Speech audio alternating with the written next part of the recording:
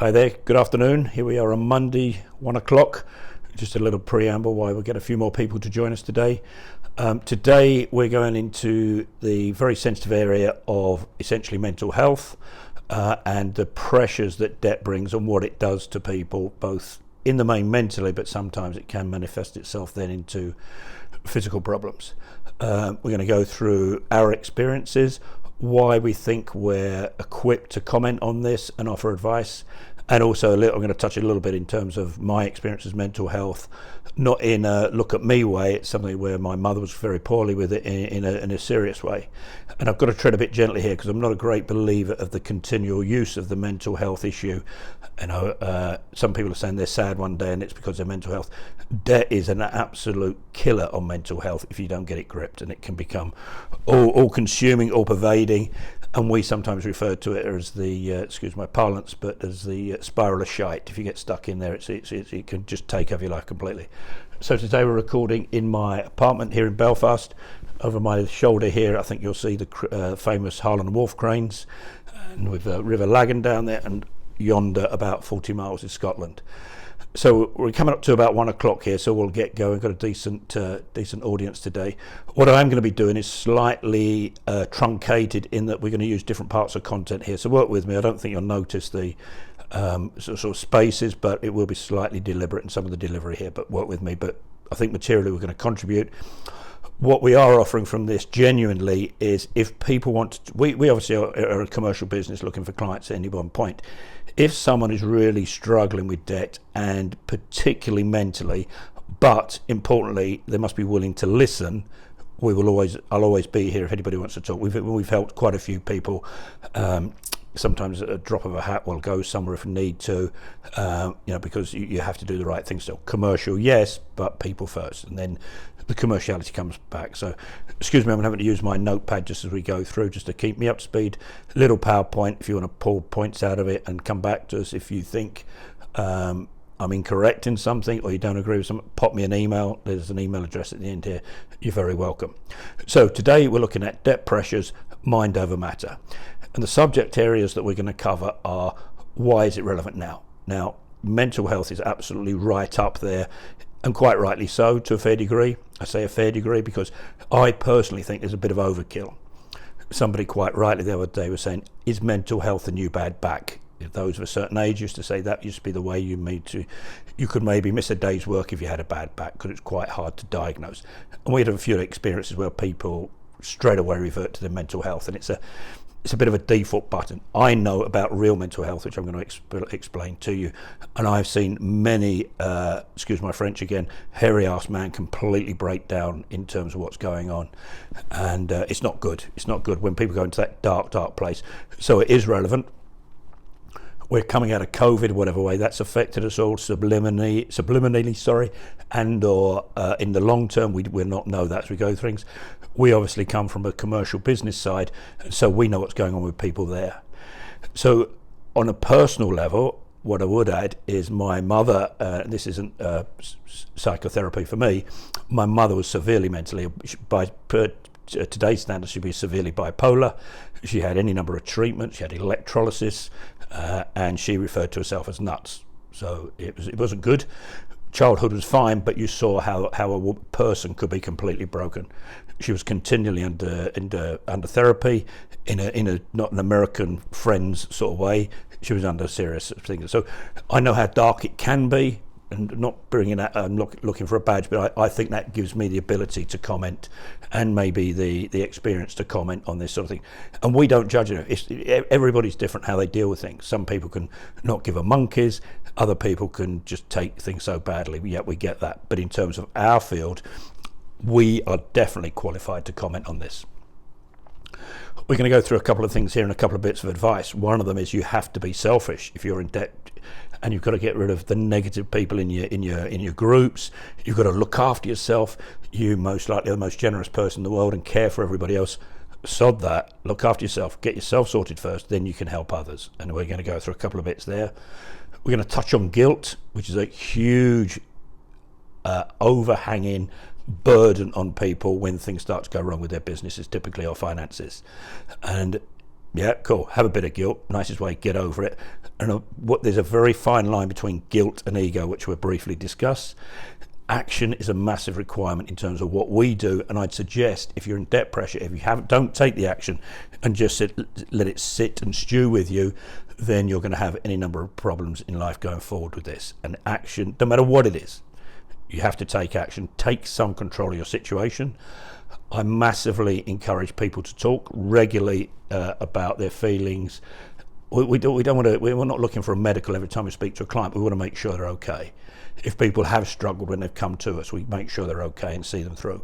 We're trying to give them outlets and support in terms of, and options and solutions and strategies, as our name suggests. But it's good to talk. I put especially men, because not in a sexist way, men are crap at talking. Women are brilliant, men are crap, full stop. So especially men. And it's very difficult, especially if you've got financial problems. You deem yourself to be a failure before you speak to anybody. You may have successful friends around you and suddenly you look like the failure. But keep talking. It's very, very important. Don't bore people senseless, but keep talking. Find outlets for your thing there. And then we're going to just end on something specifically that we're going to offer from the webinar here.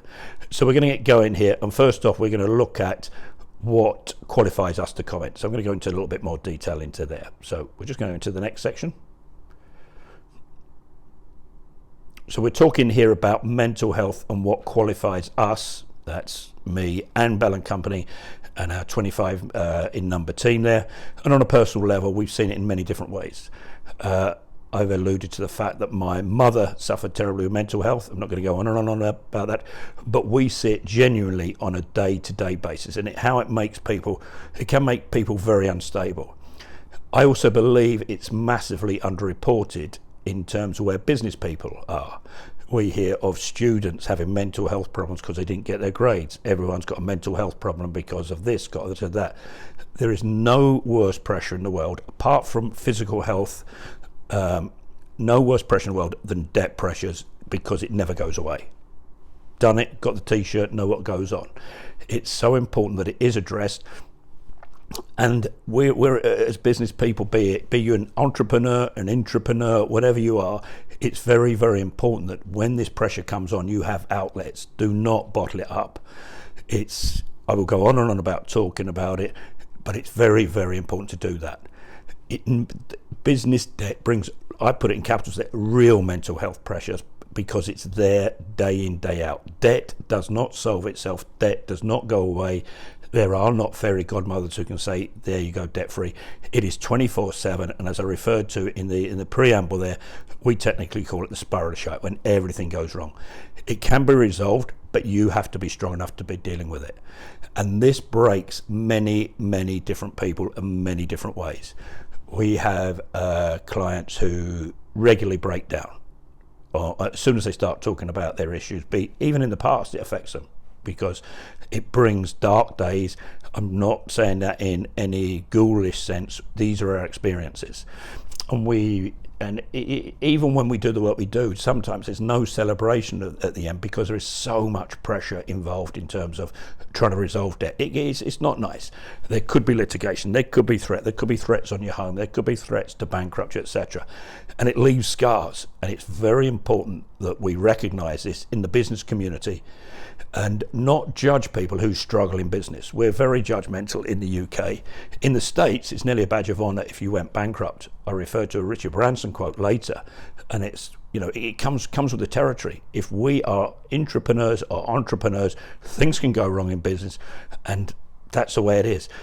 It's then making sure that you've got the facilities, the resources in every sense to be able to overcome that. And it brings undoubted pressure on mental health. Before mental health even got trendy, it was going on. So that is what's going on in terms of our experiences with businessmen and women. The stress and strain of relationships is brutal. There's no two ways about it. If you go to work and you're there from 8 till 5 as we work, and you've got debt pressures and everything else, and you take that home, that's got to have a bearing. You being silent, sitting there, yeah, everything's fine, everything's good, isn't healthy. People know when you're under pressure. You may think you're trying to protect people, And then it comes to whether you've tried to hide things. When does it become a lie? When you're lying in a relationship, and it's not good. And the fear of debt and the unknown is not good. Any unknown is not good, be it physical or mental. So it brings huge pressure on relationships. I touched on my experiences, which I won't go on and on about, but I know enough about mental health and problems. I have friends who have suffered terribly with mental health, seriously, not in a sexist way, again, strong, serious men breaking down, crying like babies. Women crying, just crying themselves sensitive and stuff. And the backdrop is I've seen the darkest side of where people can go.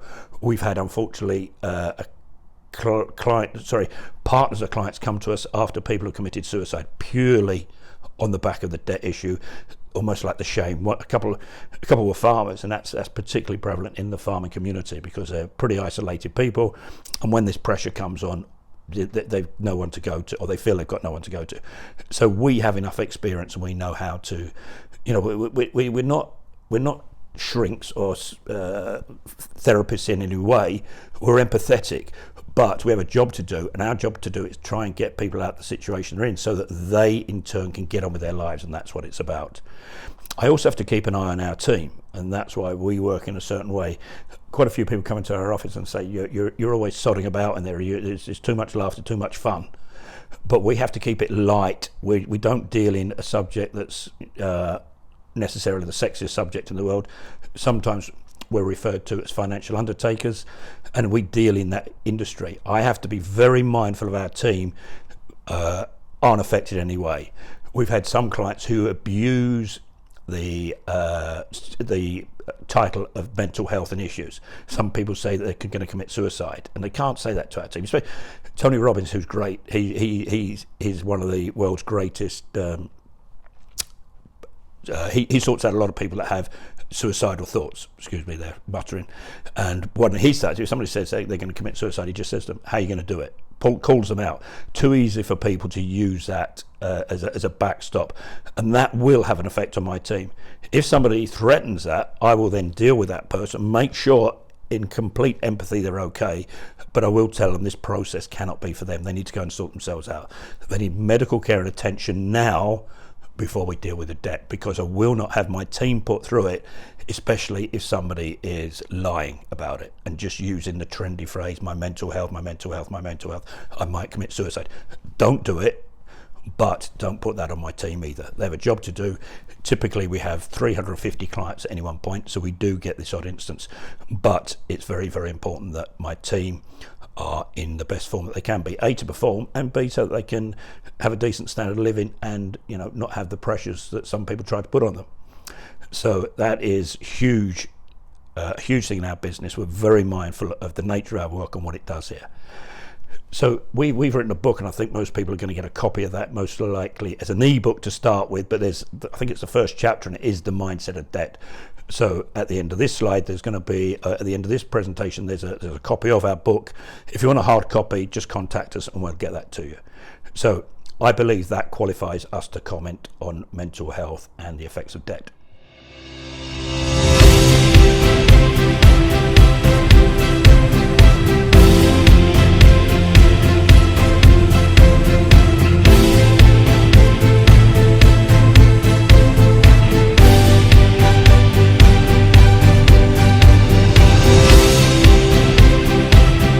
This next part is where we're talking about debt, and where, in respect of your finances and you as a person involved and where you are and whatever level of pressure or stress you can take in this matter, you have to look after yourself first.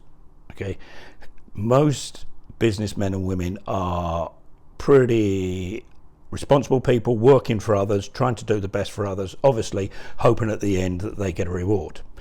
And when it comes to debt, it's very important you get yourself right first. And this is a cliche, but it's used on a plane.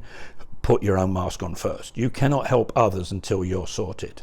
So if you're under every type of pressure coming on board, and we get any number of people that don't pay themselves and things like that, you can't live like that. That's not going to work. Get yourself sorted and worry about yourself more than you do others to start with. Be selfish in this one instance. Don't conduct your life as a selfish so-and-so, right? But in this instance, sort yourself out first, okay? We see any number of inquiries and clients. We get typically 200 inquiries a month in terms of our work across the board. And I'd say the vast majority are always worried about the others. What about the creditors? I've really got to do the right thing. What about the staff? I've got to do everything about them. What about the bank? I've got to do this, I've got to do that. I've got to look after. And sometimes they leave the family and then themselves till last. Flip it round the other way. Get yourself right because your family needs you to be in good form. And get yourself right because you can't. Your business hasn't got a chance. If you're flailing around without the mask on, trying to help others, that's not going to last for long. And that's where you go if you don't flip this around. And I'm going to say it a few times in these couple of slides here that support this thing about being selfish.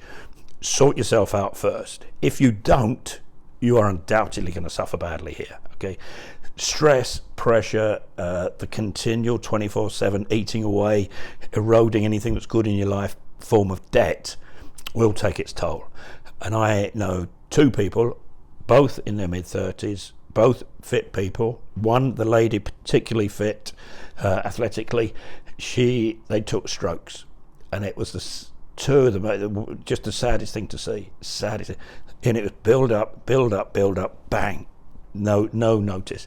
So it shows how if you don't have a way to deal with this, and you don't look after yourself, and you don't sort it out here, then it will manifest itself in stress. I am an insomniac I'm just an insomniac, but if people have that and pressure, that is brutal. I'm going to give an example a bit later on where a lady didn't sleep for 18 months because of some crap advice a solicitor gave us. Sorry, my legal friends, but we have to be very careful here. If you don't have these things in the right slot, you first, then your family are going to be okay, then the others will be okay if you can get through what you're trying to get through here. But it has to be selfish. Sometimes people don't do this, and we're going to look at in a separate section here. We're going to talk about guilt, and guilt is a strange thing, and especially when it comes down to when you think. So you've got it inverted, you're worried about the employees, you're worried about the creditors, you feel guilty about the team, you feel guilty about your family, okay? And it's a terrible thing to try and get yourself right. You can deal with it. Get the people's comments out of your heads. They can all go and get stuffed. Look after yourself first. You've got to do it.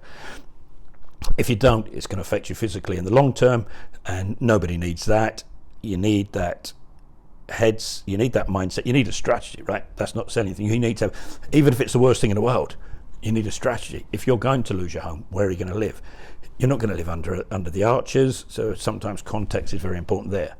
And if you don't get it right and you don't look after yourself, it's going to cause more harm than that you're really worried about that will affect them. So you must get yourself right first. Get your mask on first. You'll then have a chance, and because of that, everyone will have a chance, but you have to be selfish. As a continuation of that, we implore people to become opera singers. Opera singer goes me, me, me, me, me, me, me, me. Excuse the image, but I thought I'd catch everybody's attention. I'm not even sure what opera that's from. I'm not so sure about the attire either, but it's about you. Again, this has to be a selfish action you consciously and subconsciously take. Get yourself sorted first. Others have got a chance. It's all consuming, never resolves itself, but if you sit there and you're just taking punch after punch from everywhere, family, creditors, bank, you never get anywhere if you're not in the best form. So it's the me, me, me policy. Then you can prepare yourself mentally for the pressure that's coming. Okay, and when we say that, we're going to go through some in a separate video here where we're talking about the context.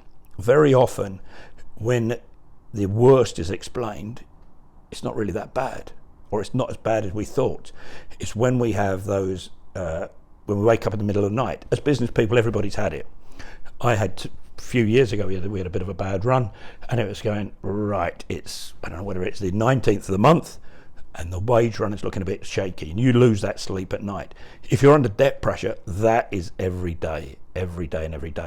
Get your mindset right, get yourself right, you've got a chance of flipping it round. Like I say there, you need to know the worst to then look to achieve the best from that position. By that we mean, if you're going to unfortunately lose your home, when are you going to lose your home? What's your plan B? What's your plan C? And just get yourself aligned to the worst that can happen. Come back from that, anything else is a bonus. Heaven forbid you could keep your home, but you've a higher mortgage. How are you going to do that? Becomes different sort of issues. I need to earn another £1,000, £2,000 a month to make sure I do retain my house. Concentrate on that. That's the new issue, if you like, going forward. But something, in a strange way, positive you're looking at. It's very, very important, whilst all this is going on, you get the best advice. And by that isn't me selling anything. I don't care if people come to us. I want everybody as a client. But if somebody takes our advice and runs off and does it, two things. One, we've served a purpose. Two, there's a good chance they'll come back because they won't be able to actually apply it. There's quite a bit of stamina involved in what we've got to do here. But get advice, but make sure you get it from the right source. I say this a few times. There's no point in going to your accountant if he's got no idea of insolvency. It's no good going to your solicitor, who's very useful with the will and the house sale or purchase, but suddenly you're throwing him into personal guarantees and everything else. Go wherever you need to do to get the right advice and take different forms of advice. I positively encourage that. But get the advice, make your own mind up. Then when you're in a position to say, get somebody to help you, you're part of the process of giving instruction. You give the instruction, because then you've got that direction of where you're going, but it has to be the best relevant, that's the key word, which I haven't put on here, best relevant advice that's there. And as we say, it's always good to talk to a few people. It's very embarrassing for a lot of people to say, right, screwed up, but I need help here. Can I talk to somebody about it? And I say to our team a lot like this, understand when somebody lifts the phone to us, they don't know us from Adam. They're basically going, hello, my name's Bill, Cheryl, whoever you are, and I seem to have screwed up. Speaking to a stranger is even tougher than trying to find a friend. But if that's not the right friend that you're approaching, that's even worse. Because if they cross the arms and judge you and everything else, right, that's even more painful. But it's very important to talk. And I'm a massively positive person. I'm a realist. I'm not like part of the happy clappy club, but positivity helps you through. Find things that can help you. Find podcasts. Unfortunately, at the moment, because the world is, according to our mainstream media, crap, I use a lot of stuff from America because they get over things very quickly. So, for instance, at the minute, they talk a lot about post-pandemic. We still seem to love it and hang on to everything. If you look on the BBC website, big whole section just on coronavirus every day. Positivity is a massive thing, and it can take different forms if it comes in exercise, so that gets your endorphins going and everything else, but you need some element because you've got, essentially if you're in debt, you've got crap going on here. So going back, put your mask on first, become the opera singer. So the next part in terms of debt and the mind over matter approach to take things, we're looking at some of the emotions there, and we're saying about how we've got to look after ourselves first, then we can help others. Mask on first, look after others. One emotion that's very difficult to overcome is guilt. And sometimes if you're surrounded by people who are nearly looking for you to fail, especially if you sort of reach for the sun a bit here and you're a bit Icarus and the sun's melting the wax on the wings, etc., and you fall to the earth, they're nearly waiting for you to fail. And again, it's nearly a British and an Irish thing where we prefer failure. Some people get very jealous of people that are success. People looked at, so it's America, different world, right? By the way, I don't go to America regularly, but they sort of adopt it, do it, get on. Okay, and there's judgments for sure, but guilt, a lot of it comes from what we believe other people's feelings are going to be. Okay, you feel you've let people down. You haven't. Most people you speak to will say that, but you will get one or two real pains in the arse that rejoice in your failure and the pressure that's on you, and will judge you, and they've got no basis to do that. Typically, the guilt angle manifests itself in terms of what you think your family will think about what's happened, and or your friends, and sometimes their friends in inverted commas. This must not be confused with your issue with egos. I often use the example of what will they say at the golf club. If they've got a problem at the golf club, they can seriously off. Right, so sod your ego. That's not part of this. This is who is nearest and dearest to you. If your Range Rover has to go back, and heaven forbid you've got to drive a 3 Series BMW, get over it. right? You go again. It's part of it. It's part of being an entrepreneur. It's the ups and downs. And as we go through here, guilt, business issues can arise. Nobody knows what's coming around the corner. Anything could happen tomorrow. It's not necessarily your fault. And look what COVID's done. COVID has, over my left shoulder over there, is Belfast City Airport. And quite a nice vista and view here, a bit noisy sometimes, but planes every half hour. If there are 6 a day now, that's a lot. Travel industry decimated for years to come. Never be the same. And so it shows what can happen. We're not in control of everything. So it shows what can happen, but that can then cause all sorts of issues. Not just that, it might not even be you, it might be a financial institution. We see a number of property funds that are failing. These platforms are failing. They want their money back now. You just can't account for everything that's going on, and so consequently things can go wrong in business. But you need to look at, guilt stems from who have you let down. You haven't let anybody down. You've taken a view.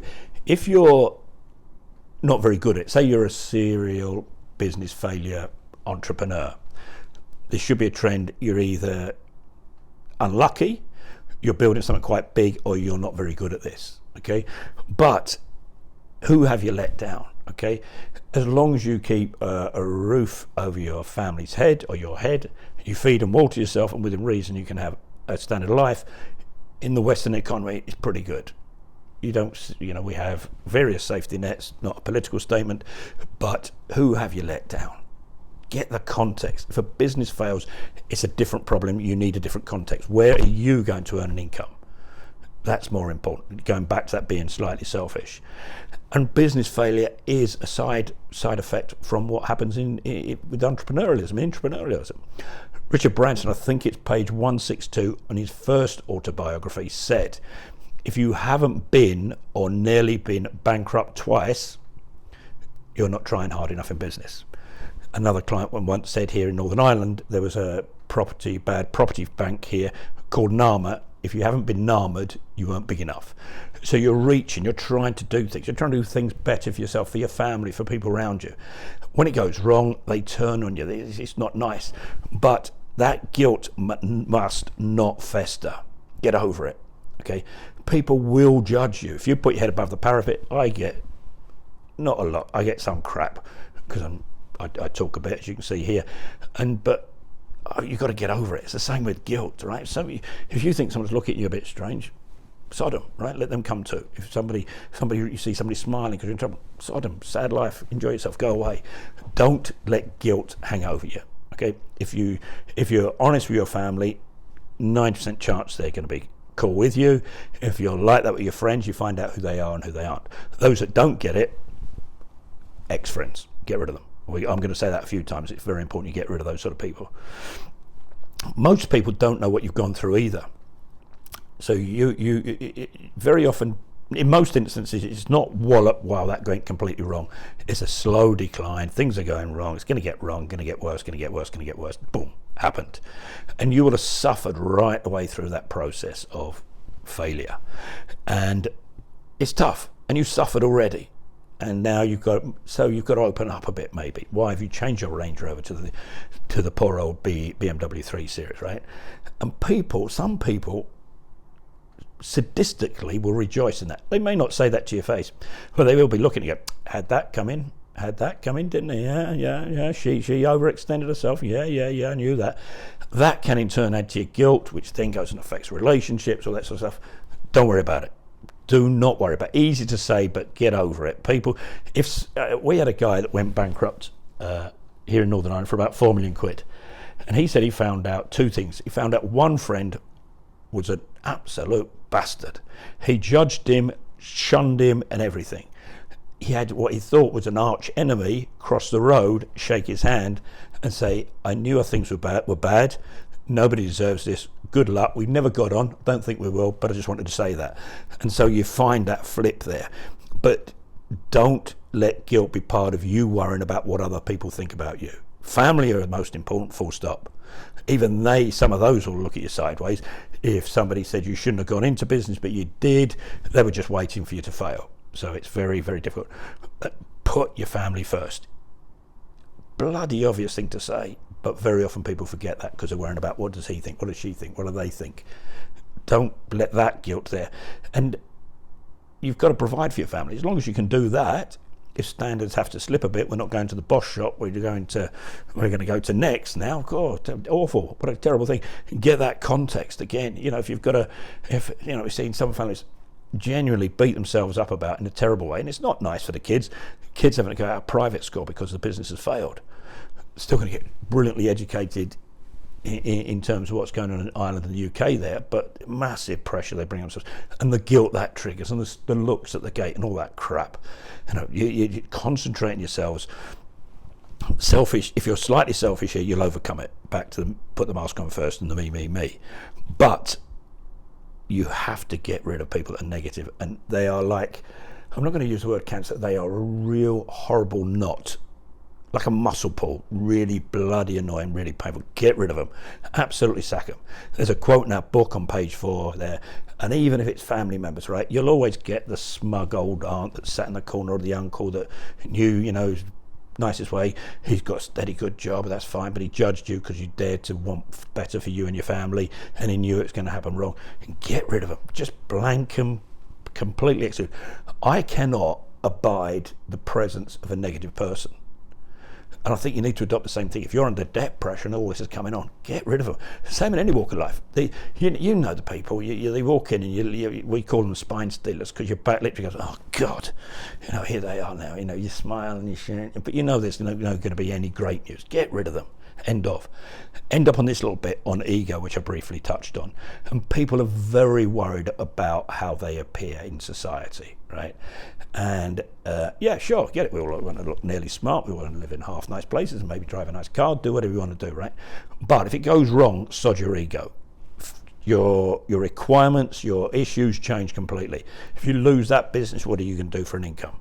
Okay, that gets dealt with systems, liquidators, the likes of us, da-di-da-di-da. Your problem is, what am I going to go and do here? Make sure there. At the golf, one man genuinely said to me one day, and unfortunately he was going bankrupt, and it was a difficult one because it was a crazy decision by the creditor, and I won't bore you with all that. But his fear was he was on the golf committee, for goodness sake. What will they say? And my response was, I didn't give a flying F. And I thought, if that's the main problem in your life, you need to reassess where you are generally. The ego side to me is nuts. If you want to go and hire a Mercedes for a month to keep up the ego, go and do it. Get yourself together. But it completely clouds everything. And the reality goes. In terms of the golf club, there was that brilliant quote by Groucho Marx. I think I'm paraphrasing here. And when he said, respectfully, I would not want to be a member of a golf club that would have me as a member. He just thinks that he had low standards, they let it in there, brought the standards down there.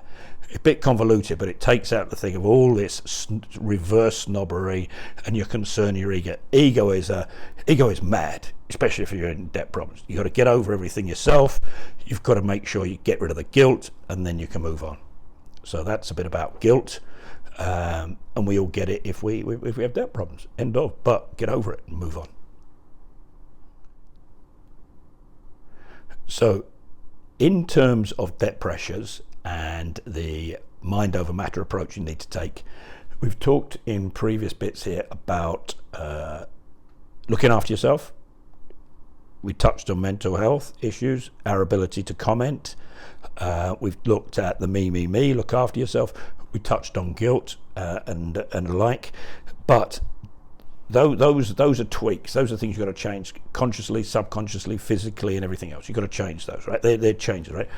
The biggest issue we have with clients is their inability to proceed and to actually perform in terms of what they said they could do.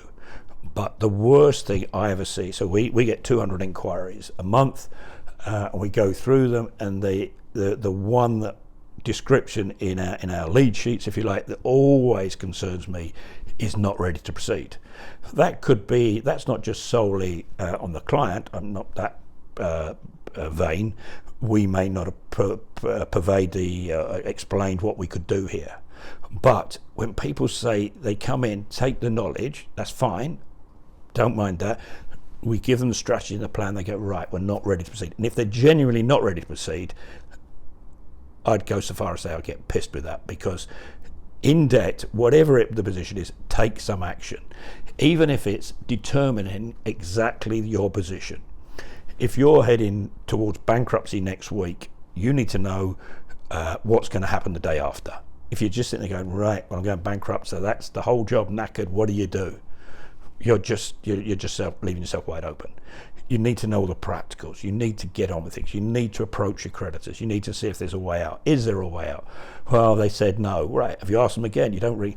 Very often people, we give them advice and they say, right, okay. They run off and try and do it.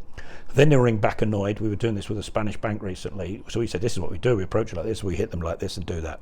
Okay, I'm going to try that. Okay, went off, rang the bank once, and they said no. I said, you said they'd say yes. I didn't say that at all. I said, that's going to take us 9 months to do. Do you think we're looking to charge you the fees we are for making one phone call? And it's that he took action, but didn't take the right action. Taking action in every sense helps you in every way. You've got the me factor. You've got your mental health, because you're suddenly taking all this, the old mushroom scenario, in the dark and shite pod on you. You're now taking control of your destiny's a bit dramatic, but you know what I mean. You're in control of it. If you don't, debt gets worse. We have a few clients who are made bankrupt, and we're trying to assist them into hopefully retaining their home. And some of them going back to the not ready to proceed. Some of them go, right, I haven't heard from him for ages. I think it would be all right. In that time, fees are clocking up, interest is clocking up, costs are clocking up, and it doesn't get better.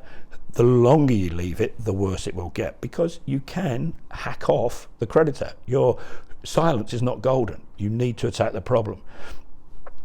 That doubt, that uncertainty, that worried about who's that on the drive, that who's that on the phone, all of that will ultimately take an effect undoubtedly on your mental health.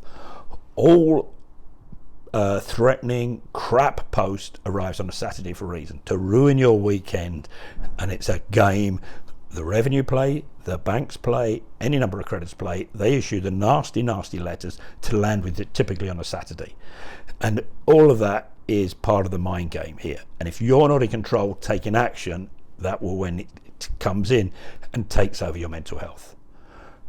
Taking action on your mental health is something I would try to work quite hard with our team, because the clue's in the name, it's health. If you want physical health, I'm a gentleman of a certain age and I'm trying to keep relatively fit with a bit of running. So I'm trying to look after my physical health. You also have to work on your mental health. If you sit around with a load of miserable so-and-sos and it's, weather's crap, life's crap, everything's crap, right? It's going to take its effect on you. That's why I say earlier in something else we were talking about, positivity, not crazy positivity, but some other input, success, somebody else's other success, other businesses you want to look at, okay? It's an outlet and it's very positive, but it helps your brain keep going. Rather than keep taking the crap, pressure. You've got to look outside and you've got to develop and find things that help improve your mental health. If you are in debt and your business is failing, you have to do something. You cannot just sit there and wither on the vine. You've got to, play on words there, you've got to take that action. I implore people to take it. I'm not saying you have to take action. You have to join us at Bell & Company and we can act for you. We'd love that, but I don't really care as long as somebody does take action. Just sitting there going, woe is me, is the slowest death of all. And it will undoubtedly take that effect on your mental health. So it's taking an action. What are you going to do about your mental health? Get to see. If it's reading, if it's relaxing, if it's meditation, if it's hanging upside down on a bloody bar, whatever you want to do it. But take action. And with creditors, we often use a phrase, and it's a rugby term, is go and get your retaliation in first. If they write you a letter, lift the phone, they'll be surprised that you ring. You know, we go, that's why sometimes genuinely creditors like our involvement, because I think, goodness, someone's doing something about it here, right? So we're coming, and we're doing something about it. And by the way, we don't think we owe you that. We owe you this, and that's all we can give you. You're getting them on the back foot. You're getting your retaliation in first before they follow it through and do whatever they're going to do to you. And it's very, very important you take it to them. And another action, it's like as I mentioned on the previous part of this webinar, is that get rid of negative people going on about it. Just tell them to go away. And as I've put it in inverted commas, in brackets, that's the polite phrase. Seriously, do whatever you do, just leave me alone, okay? All of these parts here, and you taking action and getting on with things, and knowing the worst and being truthful with your family, will then help you get back in touch in a genuine way with your family, and everybody knows where they stand. There's nothing worse, and we see it any number of times, and it is particularly men, where they try and hide things from the good lady wife or their partner, and everything fine, leave it to me, and then it just heads into an absolute bloody car crash, and it's sad to see. Obviously, we don't do so many face-to-faces now, but when you do a Zoom call, you pick up the body language, and sometimes it's awful. And but if you're taking the action, you've got a plan. It can be, we're going to lose the house, but we're going to lose it in 8 months, right? That's still a plan. It's not great, but it's not going tomorrow, not going the week after, or whatever, right? But you've got to be open and honest, and you're taking things head on. The whole atmosphere changes, and it's not going to be great. I'm not going to say, oh, everyone will be happy then, and we'll all clap along to the songs. It's not like that. You have to be honest, get the plan, drive it through, but do something. I mentioned that bit there, not ready to proceed. You just think, you're not wise. I don't think we can help you anyway. And it gets worse as debt, costs rise. Your inaction basically makes the problem worse. And as we say all the time, know the worst and achieve the best. And that's the mantra we work on all the time. We have to look at the worst case scenario, and the client needs to understand that. We don't want to go bankrupt, but if we do go bankrupt, this is what will happen. And we go through the practicalities, which very often aren't as bad as people think. Sure, you may have to get some of the equity out of your house, but if Uncle Bob, Mum, Dad, whatever can help, situation resolved. And I do a very strange webinar about bankruptcy and the leverage of bankruptcy, where you can eradicate a load of debt, and it could be any number of creditors plus the amount, and it comes into one situation, and it's a strange scenario. But know the worst, but know it from the right source, the right relevant source. That's all I'd implore. That's another point of action as well. Make sure you get the correct relevant advice. We talk to anybody and everybody, and if you don't want to use us, cool, but make sure you get relevant advice. Some people turn up and say, right, I've spoken to my IFA, my solicitor, my accountant, and they say this. And it's very hard to go, well, actually, that's crap. That isn't going to happen, because we don't want to be bad-mouthing a professional, but if it's crap, we've got to say it is. And it's a dodgy line. So whatever you do, make sure you take action if you've got the pressure of debt. If you have debt pressures, it's essential that you talk. If you bottle it all up, that's going to cause you massive problems for you as a person. Then that will impart on your relationships, your family, etc., etc. There is a very sad statistic about, and I don't know the figures, but the number of suicides in the farming community. And a lot of that is down to the solitude of the job, and the fact that basically you're talking to cows, sheep, or cutting grass. So consequently, there's not a lot of dialogue going. And having the time to sit there, fester with guilt, with the pressures, with what people might think, hopefully not too much ego, and not being able to have any outlet is dangerous. Full stop. It's dangerous. And it can take, everybody needs somebody they can go to. If you've got a brilliant, open, transparent relationship, that's great. But very often people feel they can't do that. And so sometimes you need some sort of outlet there. And first off, I mean, I've mentioned it a few times, talk to experts, okay? And don't please use Google to try and find a solution for your problem, because you will look for what you seek on Google. By that I mean you'll go onto a forum and someone will make some ridiculous claim that suits your argument and matches your case, but it's absolute BS. Do not, the people that self-diagnose their health conditions on Google. I've got a bit of an earache, I think I've got a brain hemorrhage. It's out there. And it's the same with debt. Even if you have to pay good money to get definitive advice, get it, but be confident, question the advice, check the advice, and then move on and take action, as we previously referred to. Don't listen to barroom lawyers. If I had £1 for every time somebody said, well, I was speaking to a man in a bar last night and he said, right, and you go, Jesus, what did he say? He said he gave the bank nothing and they were fine. Okay, right, okay, what time of the evening was this? Just before you'd had 8 pints. It's nuts. Talk around, but talk to the relevant people about the bits you need. You need people that can give you the right advice, and you need an outlet. Socially, cool, go to the pub, and if you have a good crack with your mates or a wine bar, and you have a bottle of Prosecco with the ladies, brilliant. And that's a great outlet, but keep it relevant and keep it independent. If you've got a friend who's a solicitor, not always great. Sometimes that dependency across people doing you a favour is not great. Get the right stuff and get it relevant, and it arms you then with more ammo to deal with your situation. You know what can go on. The unknown is the thing that brings the pressure on, the mental health issues, the stress, the guilt, everything else that goes on, the strains and all the relationship. And that's why you need that best advice you can get. Then you can tackle the situation. Know the worst, achieve the best. Always keep saying it, but you must know the worst first. It might not be nice, but I'm sure it's not going to kill you. Okay, so it's getting the context from there. Emotional support is massively important.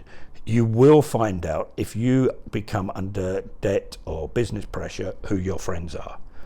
You'll find the real shallow bastards, right, who will judge you because you downgraded your car.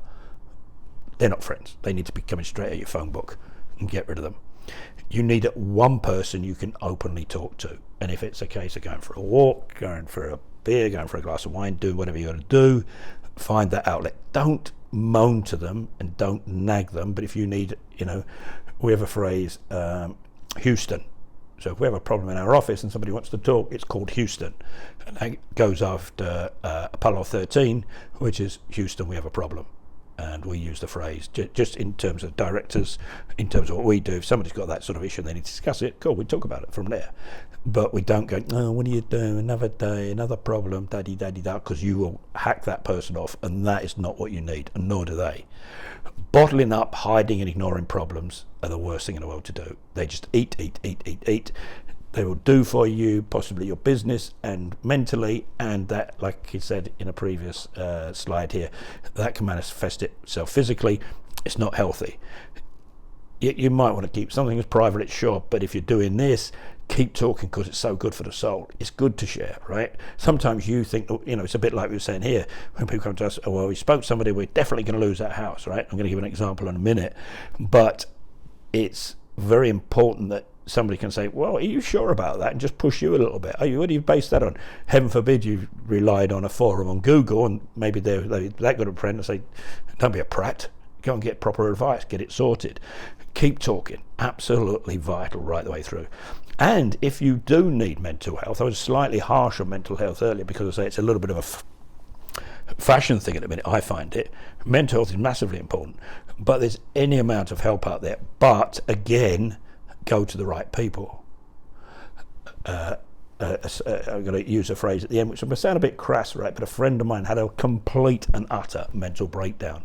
And part of his therapy, he used to go and see a lady on a Tuesday night, and we were trying to look after him, do our bit as mates, or so we thought. Men don't talk very well. But he always used to refer to it as nut club. It was a bit of an outlet for him. But the help is there. Again, you want that relevance. You don't want a chat with somebody who's a volunteer.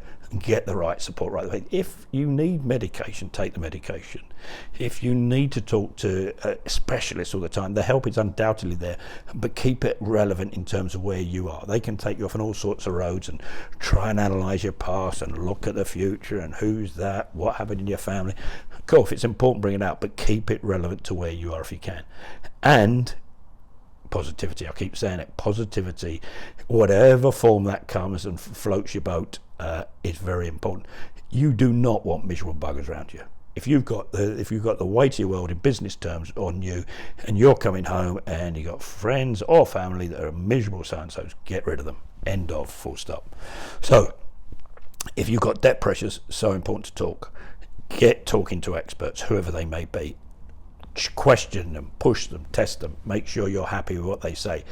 Do not self-diagnose, and get emotional support, usually in the form of a friend, outside the melee of what you've got on in your life. Very, very important to talk. So just coming to the end of the webinar here, and specifically something we're going to offer here, right? Very often people ring us up and they think that we're judgmental. So we ask things like, what's your credit rating like? Oh, deepers, yeah, I think it'd be great, and all this. We don't judge anybody from where they are in their situation.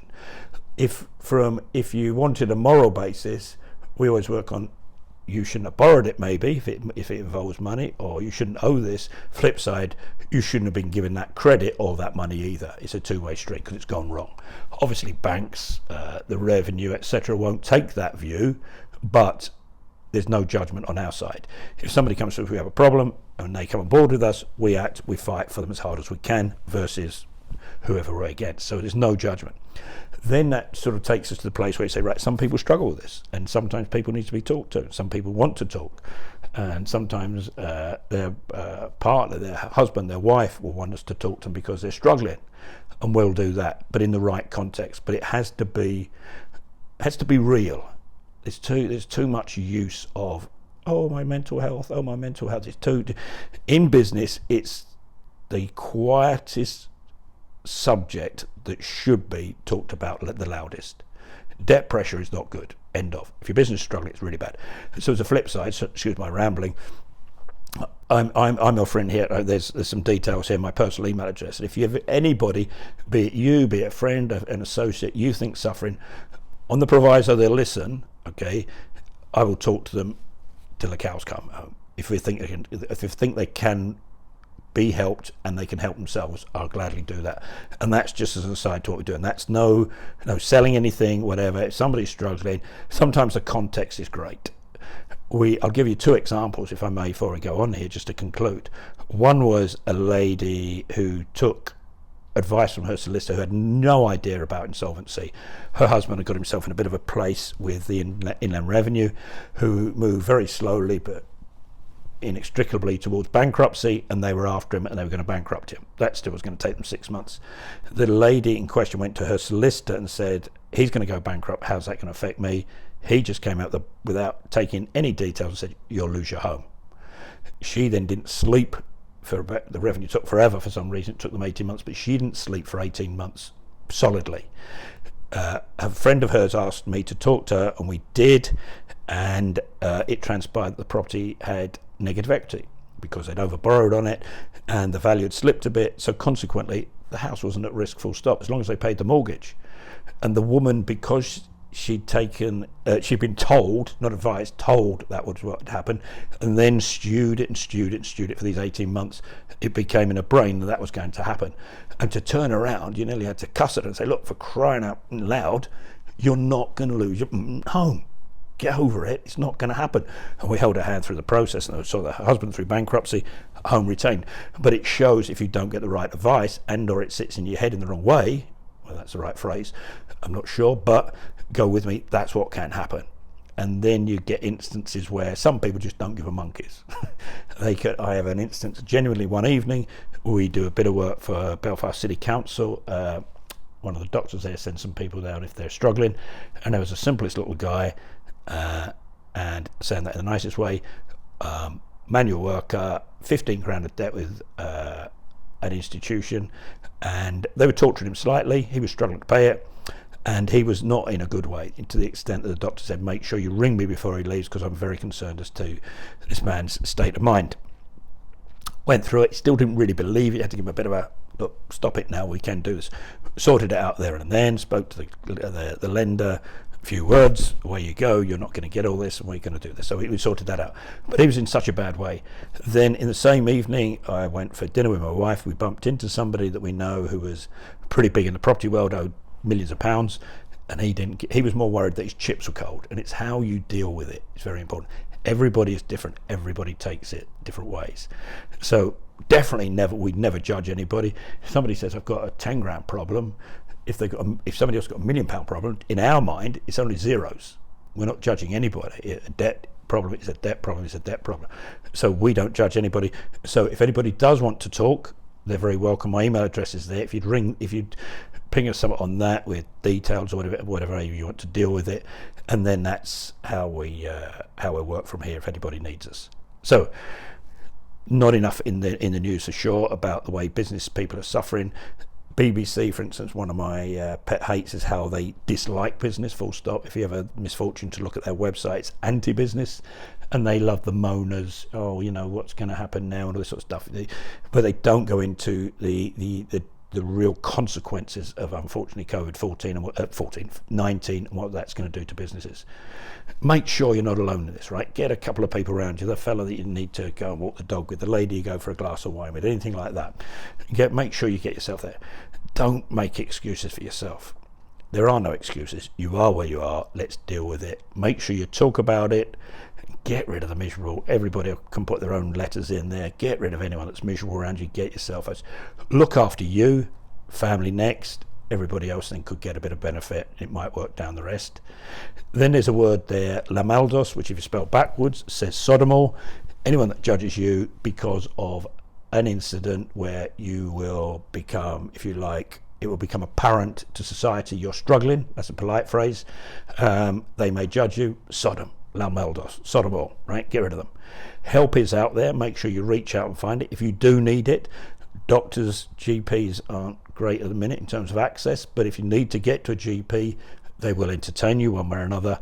And finally, which I mentioned earlier about my friend and his sufferings, and he was in a terrible place and was contemplating doing something really crazy, work on the nut. The nut needs continual work. Said earlier, physical health, mental health, give yourself a chance. Work on them equally.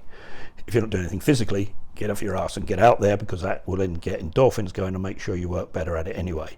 And it's brilliant what comes to you if you do go and do any exercise, walking, riding, driving. For Christ's sake, you just want to sit on your backside, but just make sure you do work and work on the like I said, the nut.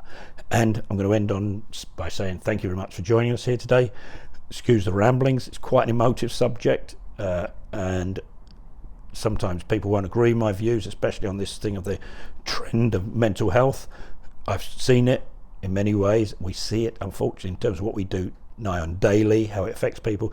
So we have got the ability to talk on it, and we are always here to talk, and that offer is still there. Anybody who's under serious pressure and just needs an outlet to talk, please use my email address here, which is on the next slide. And thank you for your time again. Cheers. Bye.